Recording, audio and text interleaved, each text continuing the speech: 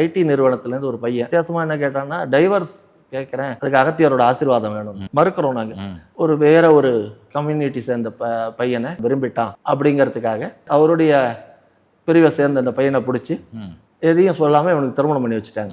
தனி கொடுத்தன வச்ச இடத்துல, அதாவது முதல் ராத்திரி இருந்து என்னை தொடக்கூடாது, நான் வேற ஒருத்தனை லவ் பண்ணிட்டு இருக்கேன், 1 வருஷம் தான் அவனுக்கு டைம், 1 வருஷத்துல நீயா ஏதாவது சொல்லி டைவர்ஸ் வாங்கிடணும், வாங்கிட்டா நான் உன்னை பிரிஞ்சு போயிடுவேன், உன் வாழ்க்கையை நீ பார்த்துக்கோ, என் வாழ்க்கையை நான் பார்த்துக்கிறேன். அந்த பொண்ணு என்ன பண்ணிட்டா, இவன் டைவர்ஸுக்கு முயற்சி இருக்க மாட்டான்னா அவளே கதை கட்ட ஆரம்பிச்சு, இவன் என்னை சித்திரவதை பண்ணுறான், இவன் டெய்லி என்னை அடிக்கிறான், சாப்பாட்டை தூக்கி அடிக்கிறான்லாம் அந்த பொண்ணு இப்போ அக்கம் பக்கத்தில் இருக்கிறவங்களுக்கு எதிர்க்க நடிக்க ஆரம்பிச்சு, பிடிவாதமாக இருக்கா டைவர்ஸ் வாங்கியே ஆகணும்.